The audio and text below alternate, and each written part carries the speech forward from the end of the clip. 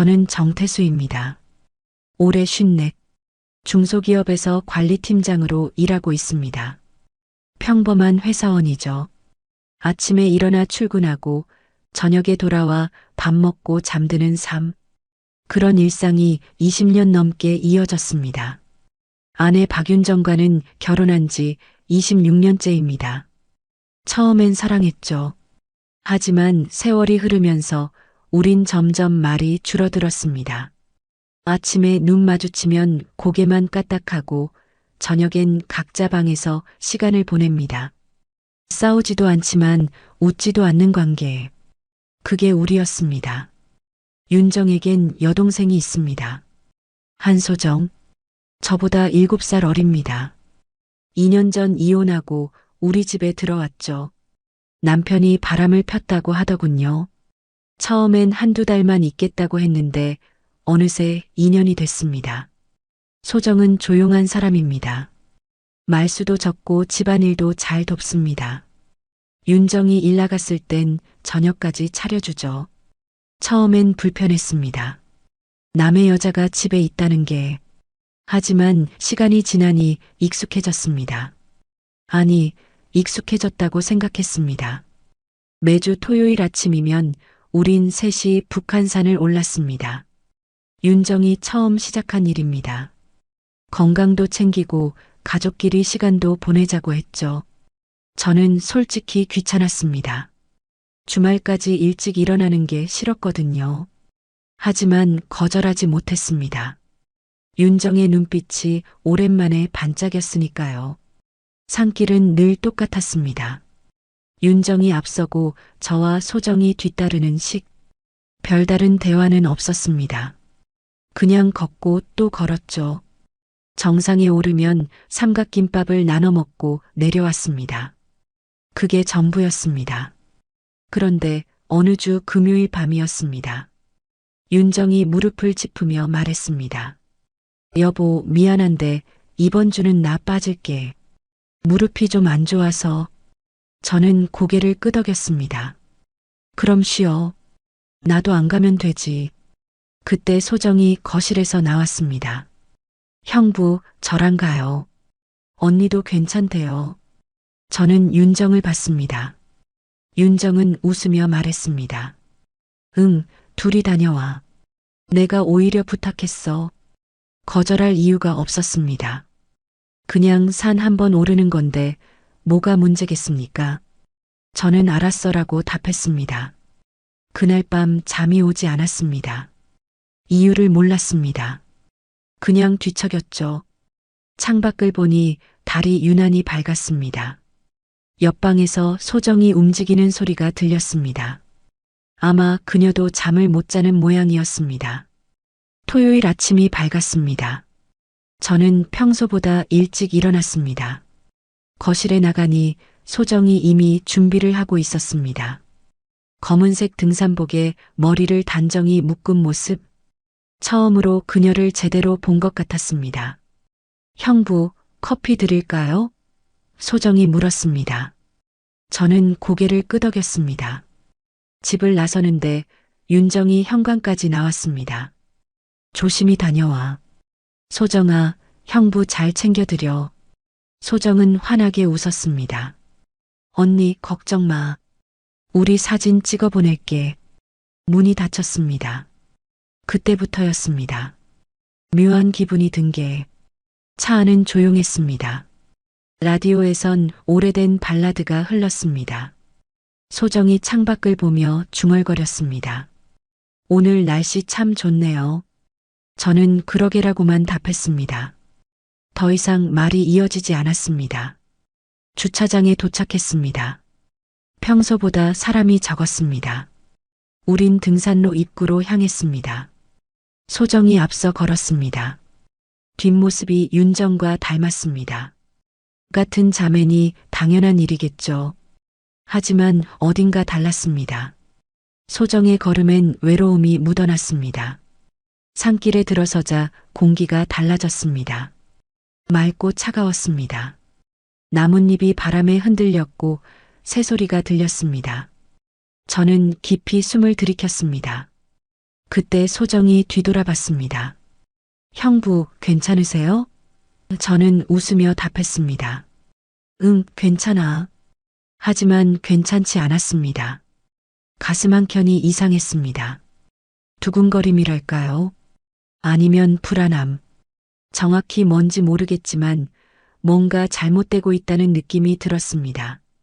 저는 고개를 저었습니다. 기분 탓이라고 스스로를 다독였습니다. 그저 산 한 번 오르는 것뿐이라고. 하지만 그날 모든 게 시작됐습니다. 산길로 들어서자 세상이 조용해졌습니다. 평소엔 윤정이 있어 그나마 대화라도 있었는데 오늘은 달랐습니다. 소정과 저 단둘뿐이었죠. 발소리만 땅을 밟았습니다. 저는 앞서 걷는 소정의 뒷모습을 봤습니다. 등산복 사이로 가느다란 목선이 보였습니다.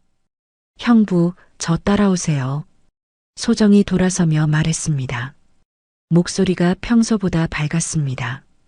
저는 응이라고만 답했습니다. 더 무슨 말을 해야 할지 몰랐거든요. 소정은 다시 앞을 향해 걸었습니다. 저는 그 뒤를 따랐습니다. 한참을 걷다 보니 땀이 났습니다. 이마를 닦는데 소정이 물통을 건넸습니다. 드세요. 저는 받아 마셨습니다. 물이 목구멍을 타고 내려갔습니다. 시원했습니다. 고맙다. 제가 말했습니다. 소정은 웃었습니다. 별 말씀을요. 그때였습니다. 소정이 갑자기 멈춰 섰습니다. 저는 그녀의 등에 부딪힐 뻔했습니다. 왜 그래? 제가 물었습니다. 소정은 땅을 보고 있었습니다. 무언가를 발견한 표정이었죠. 이거 혹시? 소정이 몸을 숙여 뭔가를 주었습니다. 손을 펴자 작은 반지가 보였습니다. 낡고 흠집난 금반지. 저는 그걸 보는 순간 심장이 철렁했습니다. 형부, 언니가 잃어버렸다고 했던 그 반지 맞죠? 맞았습니다. 윤정이 2년 전 여기서 잃어버렸다던 그 반지. 결혼 10주년에 제가 선물했던 겁니다. 당시 윤정은 며칠간 울었습니다. 저는 괜찮다고 다시 사주면 된다고 했지만 소용없었죠. 그 반지엔 우리의 이름이 새겨져 있었으니까요. 어떻게 여기서? 저는 중얼거렸습니다. 소정이 제 손에 반지를 올려놨습니다. 차가웠습니다. 금속의 냉기가 손바닥을 타고 올라왔습니다. 저는 반지를 들여다봤습니다. 안쪽에 희미하게 글씨가 보였습니다. 태수 윤정. 맞습니다. 윤정의 반지가 맞았습니다. 형부, 이거 대박 아니에요? 소정이 신기해하며 말했습니다.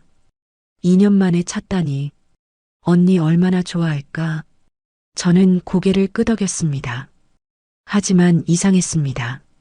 2년 동안 수십 번 이 길을 걸었는데 왜 이제야 나타난 걸까요? 누군가 주었다가 버린 걸까요? 아니면 땅속에 묻혀 있다가 비에 씻겨 나온 걸까요? 언니 깜짝 놀라겠다. 소정이 웃으며 말했습니다. 저는 반지를 주머니에 넣었습니다. 묘한 기분이었습니다. 기쁘면서도 불안했습니다. 마치 뭔가 잘못된 신호 같았죠. 하지만 저는 애써 웃었습니다. 그러게, 윤정이 좋아하겠네. 다시 걷기 시작했습니다. 하지만 발걸음이 무거웠습니다. 주머니 속 반지가 돌덩이처럼 느껴졌습니다. 저는 자꾸 그쪽으로 손이 갔습니다.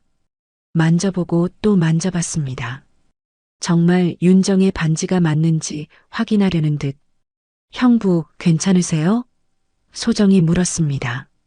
저는 응, 괜찮아라고 답했습니다. 거짓말이었습니다. 괜찮지 않았습니다. 가슴이 답답했고 머리가 복잡했습니다. 하지만 말할 수 없었습니다. 뭐라고 설명해야 할지 몰랐으니까요. 정상까지는 30분 정도 더 걸렸습니다. 오르는 내내 저는 말이 없었습니다. 소정도 더 이상 말을 걸지 않았습니다. 그냥 묵묵히 걸었죠. 바람 소리와 새소리만 들렸습니다. 정상에 도착했습니다. 서울이 한눈에 보였습니다. 회색 건물들이 빼곡했습니다. 소정이 깊이 숨을 들이켰습니다. 와, 여기 올 때마다 기분 좋아요. 저는 고개를 끄덕였습니다. 바위에 앉아 물을 마셨습니다. 형부, 사진 찍어요. 소정이 휴대폰을 꺼내며 말했습니다. 언니한테 보낼게요. 우리 잘 다녀왔다고. 저는 잠시 망설였습니다. 사진을 찍는 게 왠지 꺼려졌습니다. 하지만 거절할 이유가 없었습니다. 그래, 찍자. 소정이 제 옆으로 다가왔습니다. 가까웠습니다. 어깨가 닿을 정도로. 저는 몸을 살짝 때려 했습니다. 하지만 소정이 팔을 뻗어 제 어깨에 살짝 기댔습니다. 형부, 좀 더 붙어요. 안 그럼 화면에 안 담겨요. 찰칵. 셔터 소리가 났습니다. 한 번, 두 번. 소정은 여러 장을 찍었습니다. 잘 나왔다. 형부 보세요. 소정이 화면을 보여줬습니다. 사진 속 우리는 웃고 있었습니다. 어깨가 맞닿아 있었고 배경엔 서울 시내가 펼쳐져 있었습니다. 언니한테 바로 보낼게요. 소정이 휴대폰을 만지작거렸습니다. 저는 그 모습을 봤습니다. 뭔가 잘못됐다는 생각이 들었습니다. 하지만 정확히 뭐가 잘못됐는지 알 수 없었습니다. 그냥 불편했습니다. 사진 속 우리가 너무 자연스러워 보여서 보냈어요. 언니가 좋아하겠다. 소정이 웃었습니다. 저는 억지로 웃음을 지었습니다. 주머니 속 반지가 다시 무겁게 느껴졌습니다. 저는 하늘을 봤습니다. 구름이 천천히 흘러갔습니다. 이 순간이 그저 지나가길 바랐습니다. 하지만 그 사진은 지나가지 않았습니다. 훗날 그 한 장이 모든 걸 바꿔놓을 줄 그땐 몰랐습니다. 하산길은 올라갈 때보다 조용했습니다. 소정은 앞서거니 뒤서거니 하며 걸었습니다. 가끔 돌아보며 웃었죠. 저는 그저 따라 걸었습니다. 머릿속은 온통 그 반지 생각뿐이었습니다. 형부, 배고프지 않으세요? 소정이 물었습니다. 조금만 내려가면 쉼터 있어요. 거기서 김밥 먹어요. 저는 고개를 끄덕였습니다. 사실 배가 고프진 않았습니다. 하지만 거절할 이유도 없었죠. 그때였습니다. 하늘이 갑자기 어두워졌습니다. 구름이 몰려왔습니다. 바람이 세게 불었습니다. 비 오려나? 소정이 하늘을 올려다봤습니다. 저도 봤습니다. 먹구름이 산을 덮고 있었습니다. 후드득 빗방울이 떨어졌습니다. 한 방울, 두 방울. 그러더니 갑자기 쏟아지기 시작했습니다. 형부 뛰어요. 소정이 소리쳤습니다. 우린 뛰기 시작했습니다. 비가 옷을 적셨습니다. 머리카락이 얼굴에 달라붙었습니다. 저기요. 산장이에요. 소정이 앞서 달렸습니다. 나무로 만든 작은 건물이 보였습니다. 문이 열려 있었습니다. 우린 뛰어들어갔습니다. 숨이 찼습니다. 심장이 빠르게 뛰었습니다. 산장 안은 텅 비어 있었습니다. 나무 벤치 몇 개와 낡은 탁자가 전부였습니다. 창문 너머로 비가 세차게 내리는 게 보였습니다. 다행이다. 소정이 숨을 몰아쉬었습니다. 옷이 다 젖어 있었습니다. 머리에서 물이 뚝뚝 떨어졌습니다. 저도 마찬가지였습니다. 셔츠가 몸에 달라붙었습니다. 등산화에서 물이 찰랑거렸습니다. 저는 배낭을 내려놓고 벤치에 앉았습니다. 이것 참, 말이 안 나왔습니다. 예상치 못한 상황이었습니다. 형부, 옷 좀 벗으세요. 감기 걸려요. 소정이 말했습니다. 저는 망설였습니다. 하지만 옷이 너무 불편했습니다. 저는 겉옷을 벗었습니다. 젖은 셔츠만 남았습니다. 소정도 겉옷을 벗었습니다.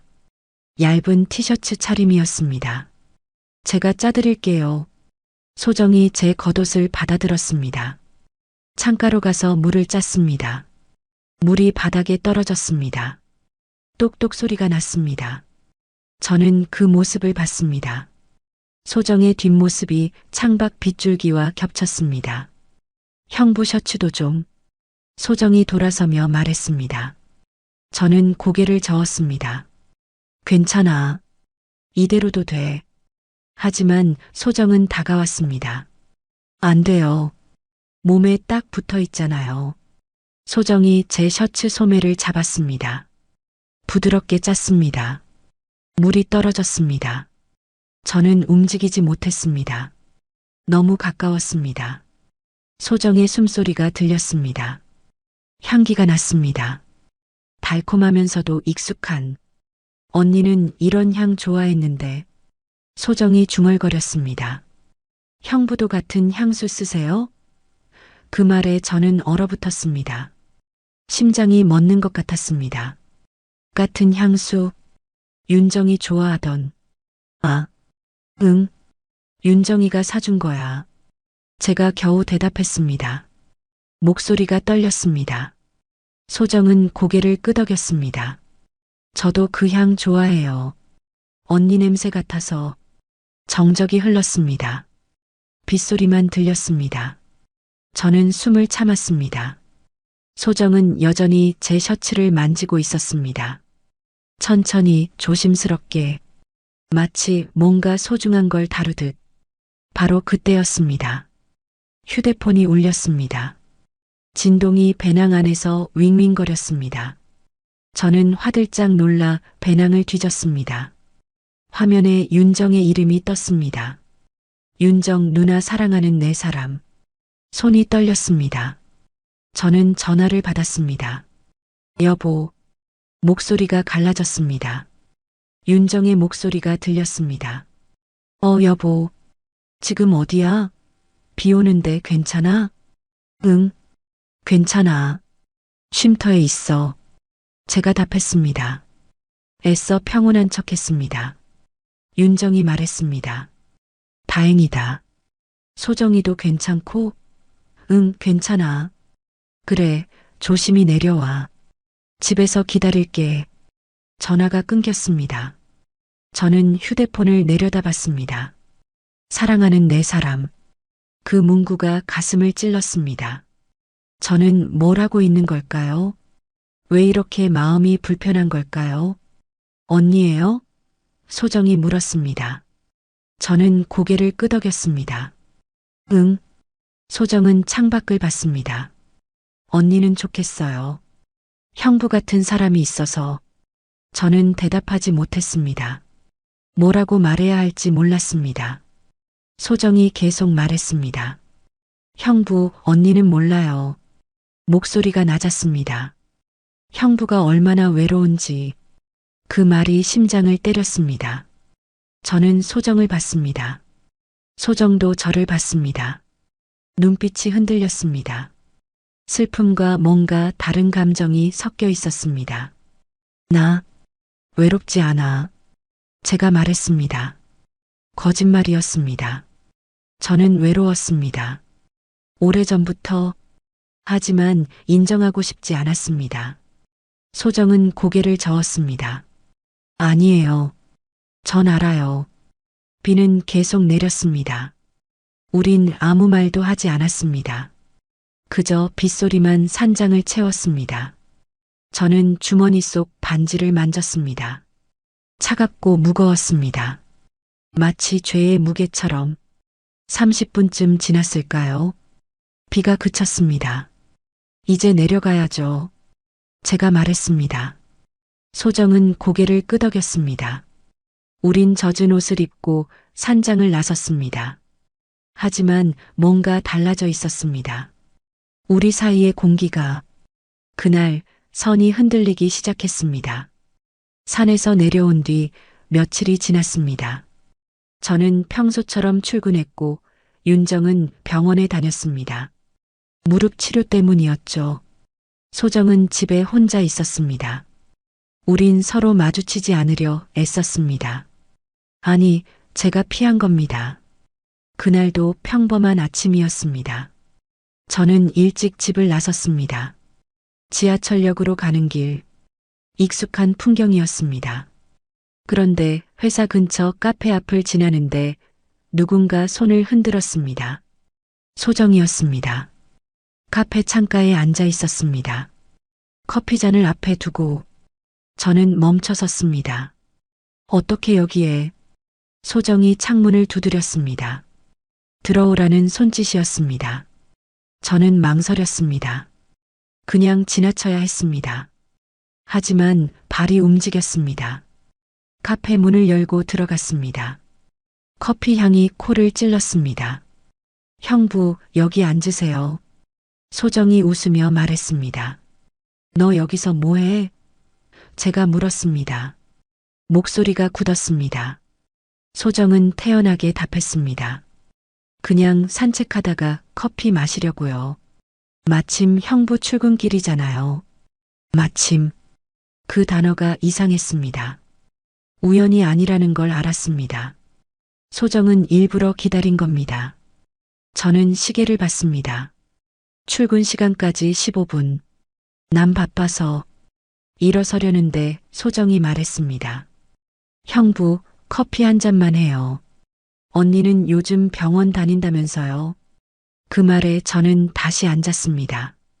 왜 그랬는지 모르겠습니다. 거절해야 했는데, 응, 무릎이 안 좋아서. 소정이 고개를 끄덕였습니다. 언니 힘들겠다. 형부도 걱정 많으시죠? 저는 대답 대신 커피를 시켰습니다. 아메리카노. 점원이 가져다 줬습니다. 뜨거웠습니다. 입술을 댈 것 같았습니다. 형부는 언니 챙기느라 힘드시겠어요. 소정이 말했습니다. 회사 일도 바쁘실 텐데. 저는 어깨를 으쓱했습니다. 뭐, 그냥 그래. 더 이상 말하고 싶지 않았습니다. 하지만 소정은 계속했습니다. 형부, 혹시 외로우세요? 그 질문이 심장을 찔렀습니다. 산장에서 했던 말. 다시 듣는 순간 숨이 막혔습니다. 아니, 제가 답했습니다. 짧고 단호하게. 하지만 목소리는 떨렸습니다. 소정은 커피를 마셨습니다. 천천히 눈을 감고 향을 맡았습니다. 전 요즘 많이 외로워요. 조용한 목소리였습니다. 언니네 집에 있어도 혼자인 것 같아요. 아무도 저를 안 봐요. 저는 고개를 들었습니다. 소정의 눈이 젖어 있었습니다. 울 것처럼. 소정아. 제가 말했습니다. 그런데 그 순간이었습니다. 소정이 몸을 앞으로 기울였습니다. 달콤한 향기가 확 퍼졌습니다. 익숙한 냄새. 윤정이 쓰던 향수. 그 향수 어디서 났어? 제가 물었습니다. 심장이 빠르게 뛰었습니다. 소정이 웃었습니다. 언니 거예요. 제가 몰래 조금 썼어요. 왜? 제 목소리가 거칠어졌습니다. 소정은 눈을 내리깔았습니다. 형부가 좋아할 것 같아서. 그 말이 끝나기도 전에 뭔가 무너졌습니다. 제 안에서. 저는 소정의 손을 잡았습니다. 무의식적으로. 따뜻했습니다. 부드러웠습니다. 소정은 놀라지 않았습니다. 오히려 손을 꽉 쥐었습니다. 형부. 목소리가 떨렸습니다. 안 돼. 제가 중얼거렸습니다. 하지만 손을 놓지 못했습니다.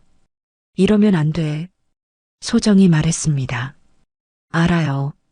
하지만 멈출 수가 없어요. 카페 안은 사람들로 붐볐습니다. 하지만 우리만 있는 것 같았습니다. 세상이 멈춘 것처럼. 저는 정신이 혼미했습니다. 향수 냄새가 머리를 어지럽게 만들었습니다. 형부, 잠깐만 밖에 나가요. 소정이 말했습니다. 저는 고개를 끄덕였습니다. 돈을 내고 카페를 나섰습니다. 뒷골목으로 갔습니다. 사람이 없었습니다. 벽에 기댔습니다. 숨이 가빴습니다. 소정이 제 앞에 섰습니다. 가까웠습니다. 숨소리가 들렸습니다. 형부, 그 말이 끝나기도 전에 저는 선을 넘었습니다. 스스로도 믿기지 않았습니다. 하지만 멈출 수 없었습니다. 모든 게 빠르게 지나갔습니다. 정신을 차렸을 때 저는 벽에 기대 서 있었습니다. 소정도 마찬가지였습니다. 우린 아무 말도 하지 않았습니다. 할 수 있는 말이 없었습니다. 회사 가봐야죠. 제가 말했습니다. 목소리가 갈라졌습니다.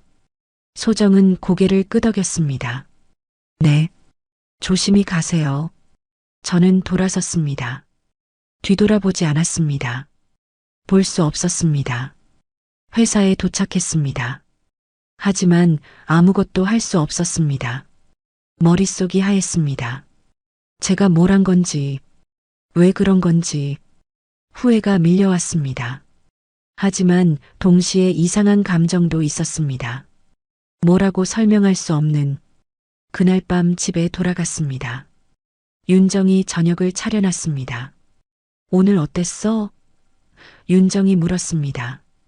그냥 그랬어. 제가 답했습니다. 밥을 먹는데 소정이 내려왔습니다. 눈이 마주쳤습니다. 소정은 아무렇지 않게 웃었습니다. 식사 후 방으로 들어갔습니다. 누웠는데 잠이 오지 않았습니다. 휴대폰이 울렸습니다. 소정에게서 온 메시지였습니다. 형부, 잠깐 나와요. 저는 일어났습니다. 거실로 나갔습니다. 소정이 소파에 앉아 있었습니다. 휴대폰을 들고 형부, 이거 봐요. 화면을 보여줬습니다. 산에서 찍었던 사진이었습니다. 우리가 웃고 있는 지울게요. 소정이 말했습니다. 이건 그냥 추억으로 남기면 안 돼요. 손가락이 화면을 눌렀습니다. 삭제 확인 창이 떴습니다. 소정이 다시 눌렀습니다. 사진이 사라졌습니다. 이제 아무도 몰라요. 소정이 중얼거렸습니다. 저는 그 모습을 봤습니다. 뭔가 끔찍한 일이 시작된 것 같았습니다. 돌이킬 수 없는 그날부터 우리의 비밀이 시작됐습니다. 그날 이후 모든 게 달라졌습니다. 아니, 겉으로는 똑같았습니다. 저는 출근했고, 윤정은 병원에 다녔고, 소정은 집안일을 했습니다. 하지만 공기가 달랐습니다. 무거웠습니다. 숨쉬기 힘들 정도로 저는 소정과 눈을 마주치지 않으려 했습니다. 아침에 거실에서 마주치면 고개만 까딱했습니다. 저녁에도 마찬가지였습니다. 말을 섞지 않았습니다. 하지만 오히려 그게 더 이상했습니다. 윤정이 눈치챌 정도로 어느 저녁이었습니다. 식탁에서 밥을 먹고 있었습니다. 윤정이 김치찌개를 떠먹으며 말했습니다. 요즘 너랑 소정이 더 친하네? 저는 숟가락을 멈췄습니다. 심장이 쿵 내려앉았습니다. 무슨 소리야? 제가 물었습니다. 목소리가 떨렸습니다. 윤정은 웃었습니다. 산도 같이 갔다 왔잖아. 사진도 찍고 보기 좋더라. 옆에서 소정도 숨을 멈췄습니다. 젓가락을 든 손이 굳어 있었습니다. 그냥 한 번 간 거야. 제가 답했습니다. 애써 태어난 척했습니다. 윤정이 고개를 끄덕였습니다. 알아. 그래도 소정이가 형부 의지하는 것 같아서 다행이야. 혼자 외롭잖아. 외롭다. 그 단어가 귀를 때렸습니다. 저는 밥을 삼켰습니다. 넘어가지 않았습니다. 목이 막혔습니다. 물을 마셨습니다. 소정이 저를 힐끗 봤습니다. 눈빛이 불안했습니다. 식사를 마치고 방으로 들어갔습니다. 문을 닫았습니다. 침대에 누웠습니다. 천장을 봤습니다. 머릿속이 복잡했습니다. 윤정의 말이 계속 맴돌았습니다. 보기 좋다. 그 말이 칼처럼 아팠습니다. 밤 11시쯤이었습니다. 휴대폰이 울렸습니다. 메시지였습니다. 소정이었습니다. 형부, 언니 오늘 늦죠? 저는 메시지를 보고 얼어붙었습니다. 무슨 뜻인지 알았습니다. 윤정은 병원 야간 당직이었습니다. 새벽에나 들어올 예정이었죠. 손가락이 떨렸습니다. 답장을 해야 할까요? 하지만 그 순간이었습니다. 휴대폰이 다시 울렸습니다. 소정에게서 또 메시지가 왔습니다. 아, 실수로 언니한테도 보냈어요. 심장이 덜컥 내려앉았습니다. 실수로 윤정에게도. 저는 황급히 윤정의 메시지함을 확인했습니다. 없었습니다. 아직 윤정이 보지 못한 모양이었습니다. 아니면 본 건데 대수롭지 않게 넘긴 걸까요? 저는 소정에게 답장했습니다. 조심해. 이러면 안 돼. 메시지를 보내고 휴대폰을 던졌습니다. 가슴이 두근거렸습니다. 식은땀이 났습니다. 이건 폭탄이었습니다. 언제 터질지 모르는 다음 날 아침이었습니다. 윤정이 새벽에 들어왔습니다. 피곤한 얼굴로 소파에 누워 있었습니다. 저는 출근 준비를 하며 슬쩍 봤습니다. 윤정이 눈을 떴습니다. 여보, 출근해? 응. 어제 소정이가 이상한 메시지 보냈더라. 윤정이 말했습니다. 저는 손이 얼어붙었습니다. 뭐? 윤정이 휴대폰을 들었습니다. 형부 언니 오늘 늦죠? 이렇게 무슨 뜻인지 모르겠네. 저는 숨을 참았습니다. 뭐라고 대답해야 할까요? 윤정이 계속 말했습니다. 아마 나한테 보낼 메시지를 잘못 보낸 것 같아. 내가 늦는지 물어본 거겠지. 그렇게 생각했습니다. 윤정은 그런가 보네. 제가 답했습니다. 목소리가 갈라졌습니다. 윤정은 신경 쓰지 않았습니다. 다시 눈을 감았습니다. 저는 황급히 현관을 나섰습니다. 숨이 턱까지 찼습니다. 회사에서도 집중이 안 됐습니다. 컴퓨터 화면만 멍하니 봤습니다. 그 메시지가 계속 떠올랐습니다. 형부 언니 오늘 늦죠? 그 한 줄이 모든 걸 무너뜨릴 수도 있었습니다. 며칠이 지났습니다. 저는 소정을 피했습니다. 집에서도 방에만 있었습니다. 하지만 피할 수 없었습니다. 어느 주말 오후였습니다. 윤정이 나갔습니다. 친구를 만나러 거실에 나갔습니다. 물을 마시려고. 소정이 소파에 앉아 있었습니다. 휴대폰을 보고 있었습니다. 저를 보자 웃었습니다. 형부, 잠깐 앉아요. 저는 거절하려 했습니다. 하지만 소정이 말했습니다. 사진 보여줄 게 있어요. 저는 마지못해 앉았습니다. 소정이 휴대폰 화면을 보여줬습니다. 아이 사진이었습니다. 어린 남자아이였습니다. 3살쯤 돼 보였습니다. 까만 눈동자에 짧은 머리. 누구야? 제가 물었습니다. 소정이 답했습니다. 제 조카예요. 언니 아들. 저는 사진을 봤습니다. 아이가 웃고 있었습니다. 귀엽네. 제가 말했습니다. 그때 소정이 조용히 말했습니다. 이 아이가 점점 형부 닮아가요. 그 말에 저는 얼어붙었습니다. 뭐라고요? 형부를 닮아간다. 저는 소정을 봤습니다. 소정은 화면을 가만히 보고 있었습니다. 눈이랑 코가 똑같아요. 무슨 소리야? 제가 말했습니다. 목소리가 떨렸습니다. 소정이 저를 봤습니다. 눈빛이 이상했습니다. 형부, 이 아이가 말을 멈췄습니다. 입술을 깨물었습니다. 뭐? 제가 다그쳤습니다. 소정이 고개를 저었습니다. 아니에요. 그냥 닮았다는 생각이 들어서. 하지만 목소리가 떨렸습니다. 뭔가 숨기고 있었습니다.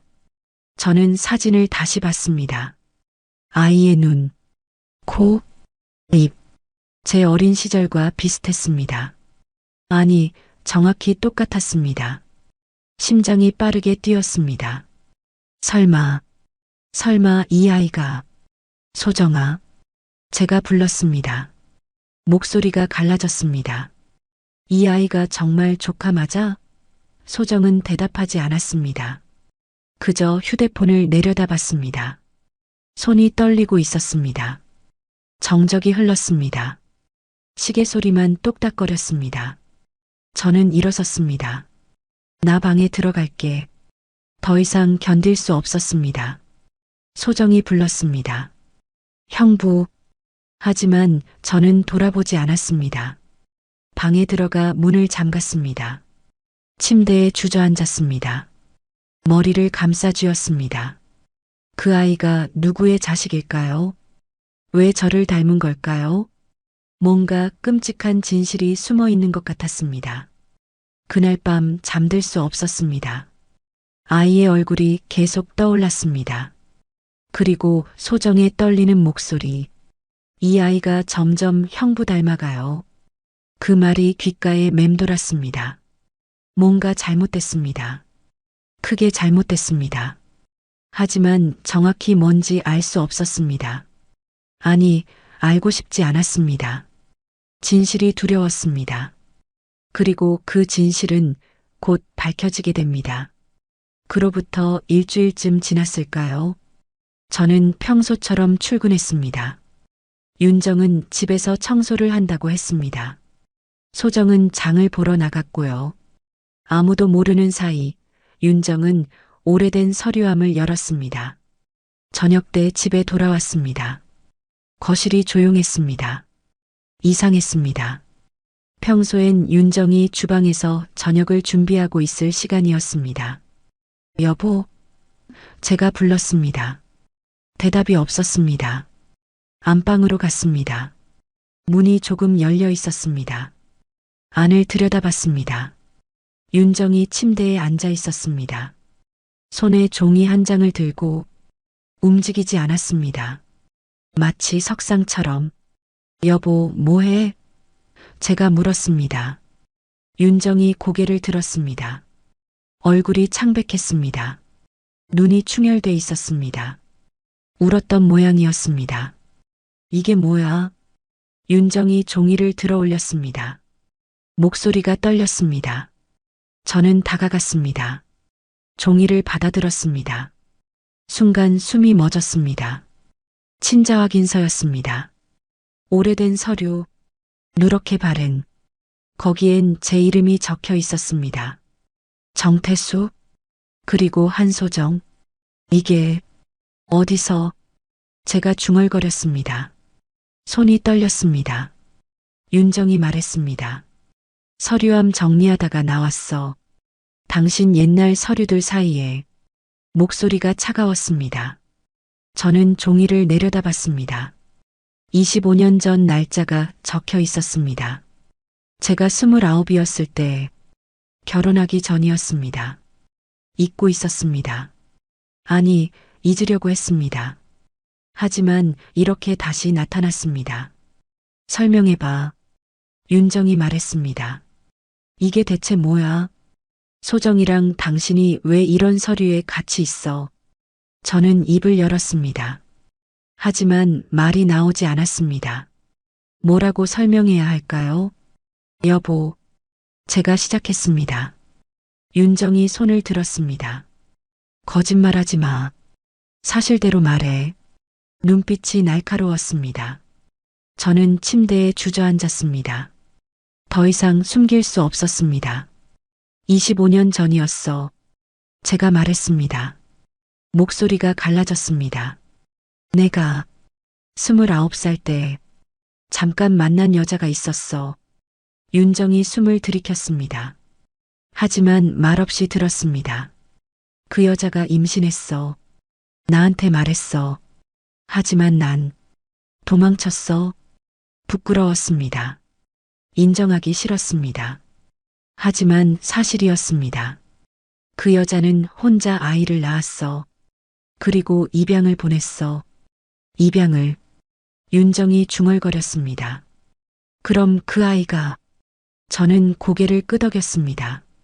한소정이야. 내 딸이야. 그 말이 입 밖으로 나오는 순간 모든 게 무너졌습니다. 윤정이 비명을 질렀습니다. 뭐라고? 소리가 방을 가득 채웠습니다. 소정이가 당신 딸이라고. 손이 떨렸습니다. 온몸이 떨렸습니다. 그럼 소정은 내 여동생이 아니라. 여보, 진정해. 제가 말했습니다. 하지만 윤정은 진정하지 못했습니다. 일어나서 방을 왔다 갔다 했습니다. 어떻게 이럴 수가. 숨을 몰아쉬었습니다. 소정이는 몰라. 제가 말했습니다. 그 애는 자기가 입양됐다는 것만 알아. 진짜 아버지가 누군지는 몰라. 윤정이 멈춰섰습니다. 저를 봤습니다. 눈빛이 불타올랐습니다. 그래서 우리 집에 들어온 거야? 여동생이라고 속이고. 제가 고개를 저었습니다. 아니야. 그건 우연이었어. 소정이는 정말 우연히 당신 여동생으로 입양된 거야. 나도 몰랐어. 거짓말. 윤정이 소리쳤습니다. 어떻게 그럴 수가 있어. 당신 딸이 내 여동생이 됐는데 몰랐다고. 믿을 수 없다는 표정이었습니다. 저도 믿기 힘들었습니다. 정말이야. 나도 최근에 알았어. 제가 말했습니다. 서류를 보고. 그제야 알았어. 윤정이 비웃었습니다. 최근에? 언제? 몇 달 전. 몇 달 전에 알았으면서 나한테 말 안 했어? 윤정의 목소리가 날카로웠습니다. 어떻게 그럴 수가 있어? 우리 집에 당신 딸이 살고 있는데. 손으로 머리를 감싸쥐었습니다. 저는 아무 말도 할 수 없었습니다. 변명의 여지가 없었습니다. 잘못한 건 저였습니다. 처음부터 끝까지. 25년 전에도 지금도. 그리고 윤정이 말을 이었습니다. 목소리가 떨렸습니다. 산에 같이 갔잖아. 둘이서 사진도 찍고. 저는 고개를 숙였습니다. 그것도 우연이었어. 우연? 윤정이 비웃었습니다. 모든 게 우연이야? 당신 딸이 내 여동생이 된 것도, 우리 집에 들어온 것도, 당신이랑 단둘이 산에 간 것도. 목소리가 점점 높아졌습니다. 그때였습니다. 현관문이 열리는 소리가 들렸습니다. 소정이 돌아온 겁니다. 언니, 형부, 저 왔어요. 밝은 목소리였습니다. 윤정이 저를 봤습니다. 눈빛이 차가웠습니다. 나가봐. 윤정이 말했습니다. 소정이한테 아무 말도 하지 마. 내가 생각 좀 해볼게. 저는 고개를 끄덕였습니다. 방을 나갔습니다. 다리가 후들거렸습니다. 거실로 나갔습니다. 소정이 장바구니를 내려놓고 있었습니다. 형부, 저녁 뭐 드실래요? 웃으며 물었습니다. 저는 억지로 웃었습니다. 아무거나 괜찮아. 소정은 주방으로 갔습니다. 저는 소파에 앉았습니다. 온몸이 떨렸습니다. 윤정이 모든 걸 알았습니다. 소정이 제 딸이라는 것을. 그리고 곧 알게 될 겁니다. 우리가 무엇을 했는지. 저는 고개를 감싸쥐었습니다. 모든 게 끝났습니다. 가족도 일상도 모든 게 제 손으로 무너뜨린 겁니다. 25년 전의 죄가 오늘에야 심판을 받는 겁니다. 안방에서 윤정의 흐느끼는 소리가 들렸습니다. 작고 낮은, 하지만 선명하게. 그 소리가 제 가슴을 찔렀습니다. 칼처럼. 진실이 밝혀졌습니다. 그리고 이제 모든 게 무너질 차례였습니다. 사흘이 지났습니다.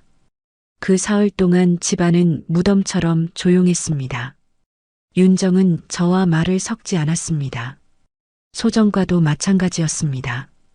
그저 방에만 있었습니다. 문을 잠그고.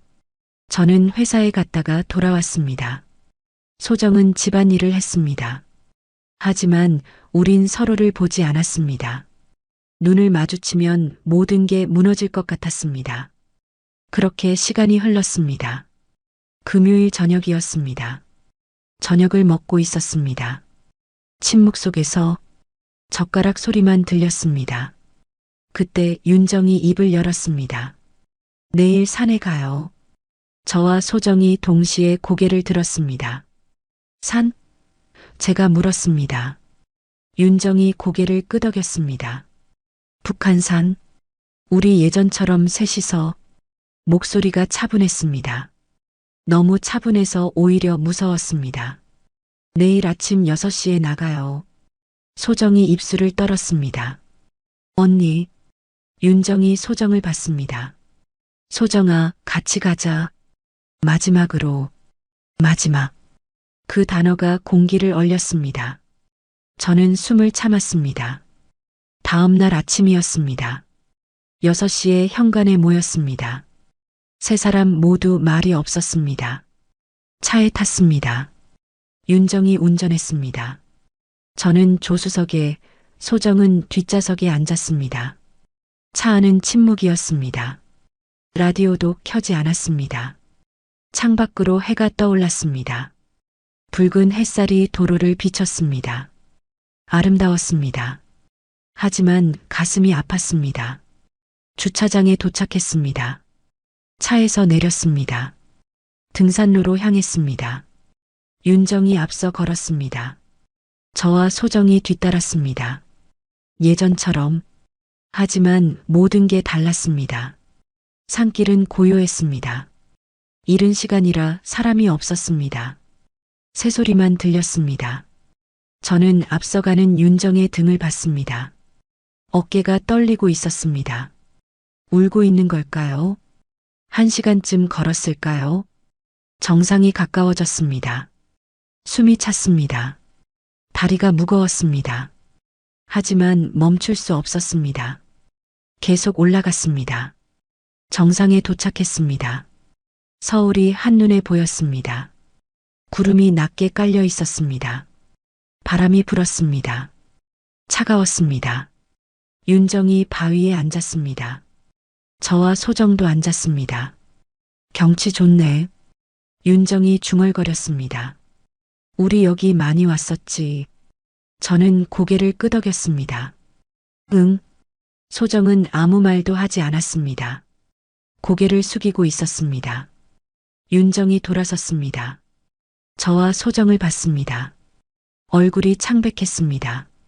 눈이 충혈돼 있었습니다. 소정아. 윤정이 불렀습니다. 소정이 고개를 들었습니다. 네, 언니.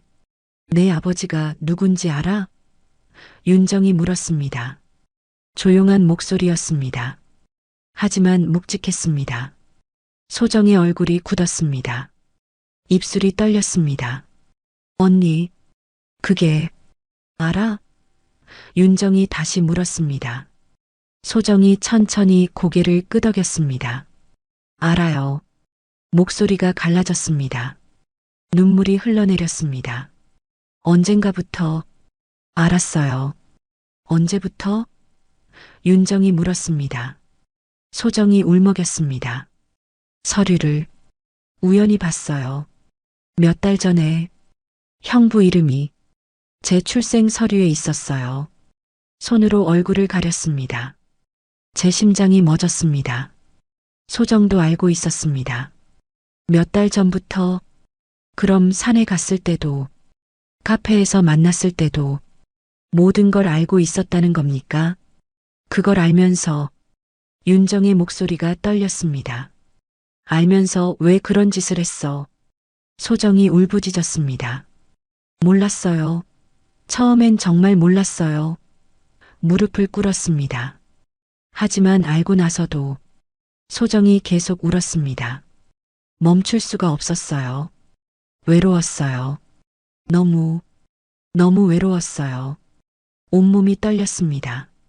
이제 너무 늦었어요. 저는 그 모습을 봤습니다. 제 딸이 이렇게 무너지는 모습을. 가슴이 찢어졌습니다. 제 잘못이었습니다. 모든 게 제 잘못이었습니다. 저는 일어났습니다. 윤정 앞에 무릎을 꿇었습니다. 여보, 목소리가 떨렸습니다. 용서해줘요. 고개를 숙였습니다. 이마가 땅에 닿았습니다. 몰랐어요. 정말 몰랐어요. 울음이 터져 나왔습니다.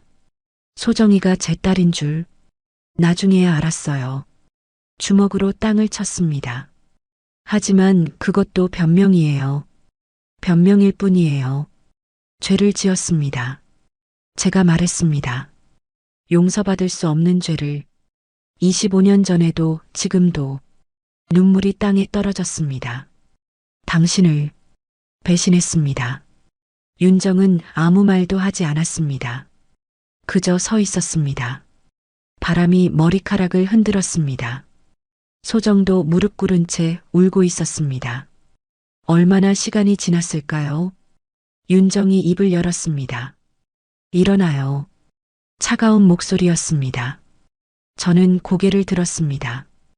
윤정의 얼굴에 눈물이 흘렀습니다. 당신을 용서할 순 없어요. 윤정이 말했습니다.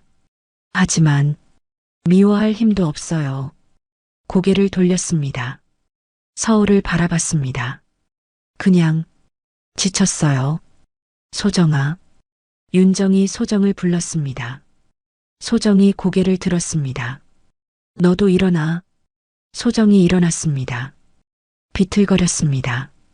윤정이 소정의 손을 잡았습니다. 너를 미워하고 싶었어. 윤정이 말했습니다. 하지만 넌 내 동생이었어. 아니, 지금도. 소정이 울부짖었습니다. 언니, 미안해요. 정말 미안해요. 윤정이 소정을 안았습니다. 두 사람은 울었습니다. 저는 그 모습을 봤습니다. 가슴이 무너졌습니다. 저는 일어나지 못했습니다.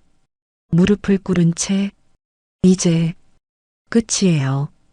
윤정이 말했습니다. 우리 이렇게 끝내요. 소정을 놓았습니다. 저를 봤습니다. 여보, 전 집을 나갈 거예요. 이혼 서류 보낼게요. 여보, 제가 불렀습니다. 윤정이 고개를 저었습니다. 이젠 됐어요. 더 이상 함께 할 수 없어요. 돌아섰습니다. 산을 내려가기 시작했습니다. 소정도 윤정을 따라갔습니다. 저는 혼자 남았습니다. 정상에 무릎을 꿇은 채 하늘을 봤습니다. 구름이 흘러갔습니다. 모든 게 끝났습니다. 그날 산에서 우리는 작별했습니다. 그날 이후 모든 게 달라졌습니다. 아니, 모든 게 끝났습니다. 윤정은 일주일 뒤 집을 나갔습니다. 조용히, 아무 소리 없이 제가 출근한 사이에 짐을 쌌습니다. 옷가지 몇 벌과 책 몇 권, 그게 전부였습니다. 집에 돌아왔을 때 윤정의 방은 텅 비어 있었습니다. 탁자 위에 편지가 놓여 있었습니다. 봉투도 없이 그냥 종이 한 장. 저는 떨리는 손으로 펼쳤습니다. 여보, 이혼 서류는 변호사를 통해 보낼게요. 서명해 주세요. 더 이상 연락하지 말아요. 안녕. 짧았습니다. 26년의 결혼이 단 3줄로 끝났습니다. 저는 편지를 내려놓았습니다. 울지 않았습니다. 울 자격이 없다고 생각했습니다. 그저 멍하니 앉아 있었습니다. 어둠이 내릴 때까지. 소정도 떠났습니다. 윤정이 떠난 다음 날이었습니다. 아침에 일어나니 소정의 방도 비어 있었습니다. 침대는 정리돼 있었고 책상은 깨끗했습니다. 마치 처음부터 없었던 사람처럼. 편지는 없었습니다. 메시지도 없었습니다. 그저 사라졌습니다. 나중에 알았습니다. 소정은 서울을 떠났다고, 지방 작은 도시로 갔다고, 이름도 바꿨다고, 한소정이 아닌 다른 이름으로 살고 있다고. 찾지 않았습니다. 찾을 수 없었습니다. 아니, 찾아선 안 된다고 생각했습니다. 그게 속죄라고, 평생 만나지 않는 게 제가 할 수 있는 유일한 일이라고. 집은 텅 비었습니다. 저 혼자만 남았습니다. 넓은 거실, 빈 방 2개, 조용한 주방. 모든 게 메아리 쳤습니다. 발소리도 숨소리도 외로웠습니다. 견딜 수 없을 만큼 회사는 다녔습니다. 매일 아침 일어나 출근했습니다. 사람들과 일했습니다. 점심을 먹었습니다. 보고서를 썼습니다. 하지만 기계처럼 움직였습니다. 영혼은 없었습니다. 동료들이 물었습니다. 팀장님, 요즘 안색이 안 좋은데 괜찮으세요? 저는 웃으며 답했습니다. 괜찮아요. 그냥 좀 피곤해서. 거짓말이었습니다. 괜찮지 않았습니다. 하나도. 한 달이 지났습니다. 이혼 서류가 도착했습니다. 변호사 사무실에서 보낸. 저는 펜을 들었습니다. 서명란을 봤습니다. 정태수. 펜 끝이 종이에 닿았습니다. 손이 떨렸습니다. 서명했습니다. 또박또박 제 이름을, 26년 결혼의 마침표를, 서류를 봉투에 넣었습니다. 우체국에 갔습니다. 붙였습니다. 돌아오는 길 다리가 풀렸습니다. 벤치에 앉았습니다. 한참을. 주말이 왔습니다. 토요일 아침이었습니다. 침대에서 일어났습니다. 창밖을 봤습니다. 날씨가 좋았습니다. 맑고 화창했습니다. 산에 가기 좋은 날씨였습니다. 저는 등산복을 꺼냈습니다. 먼지가 쌓여 있었습니다. 털어냈습니다. 입었습니다. 배낭을 챙겼습니다. 물과 김밥, 현관을 나섰습니다. 혼자. 북한산이었습니다. 우리가 함께 오르던 그 산. 주차장에 차를 세웠습니다. 등산로로 향했습니다. 사람들이 많았습니다. 가족들, 연인들, 친구들 모두 웃고 있었습니다. 저는 혼자 걸었습니다. 묵묵히 한 걸음씩. 숨이 찼습니다. 다리가 아팠습니다. 하지만 멈추지 않았습니다. 계속 올라갔습니다. 정상을 향해. 산길 중간쯤에서 멈췄습니다. 소정이 반지를 주었던 그곳. 땅을 봤습니다. 아무것도 없었습니다. 그저 흙과 돌뿐. 저는 무릎을 꿇었습니다. 손으로 땅을 만졌습니다. 미안해. 중얼거렸습니다. 정말 미안해. 누구한테 하는 말인지 몰랐습니다. 윤정한테인지 소정한테인지 아니면 저 자신한테인지. 다시 일어났습니다. 계속 올라갔습니다. 정상에 도착했습니다. 서울이 펼쳐졌습니다. 회색 건물들, 흐르는 차들, 살아 움직이는 도시. 저는 바위에 앉았습니다. 혼자. 바람이 불었습니다. 차가웠습니다. 하늘을 봤습니다. 구름이 흘러갔습니다. 새가 날았습니다. 자유롭게. 저는 그걸 봤습니다. 부러웠습니다. 주머니에서 뭔가 만져졌습니다. 꺼내봤습니다. 윤정의 반지였습니다. 산에서 주운 그 반지. 아직도 가지고 있었습니다. 돌려주지 못했습니다. 반지를 들여다봤습니다. 태수 윤정. 희미한 글씨. 이젠 의미가 없었습니다. 저는 반지를 쥐었습니다. 꽉. 손바닥에 자국이 났습니다. 사람은. 제가 중얼거렸습니다. 하늘을 보며. 외로움 때문에 죄를 짓고 진실 때문에 무너진다. 목소리가 바람에 흩어졌습니다. 외로웠습니다. 그게 시작이었습니다. 윤정과의 거리, 소정의 상처, 제 무책임. 모든 게 외로움에서 비롯됐습니다. 그리고 진실이 드러났을 때 모든 게 무너졌습니다. 이제 저는 혼자였습니다. 완전히, 철저히. 이게 제 벌이었습니다. 평생 혼자 사는 것, 후회하며 사는 것. 그게 제가 감당해야 할 죗값이었습니다. 해가 기울었습니다. 산을 내려가야 했습니다. 저는 일어났습니다. 한 번 더 서울을 봤습니다. 저 어딘가에 윤정이 있을 겁니다. 소정도 있을 겁니다. 각자의 삶을 살며 저도 살아야 했습니다. 이 죄책감을 안고 이 후회를 짊어지고 그게 제가 할 수 있는 전부였습니다. 도망치지 않고 기억하며 속죄하며 사는 것. 산을 내려갔습니다. 천천히 발을 내디딜 때마다 생각했습니다. 앞으로 어떻게 살아야 할지, 어떻게 이 무게를 견뎌야 할지. 주차장에 도착했습니다. 차에 탔습니다. 시동을 걸었습니다. 집으로 향했습니다. 텅 빈 집으로. 그게 제 일상이었습니다. 앞으로도 계속 그렇게 저는 살아갑니다. 매일 아침 일어나고 출근하고 돌아오고 잠듭니다. 가끔 산에 갑니다.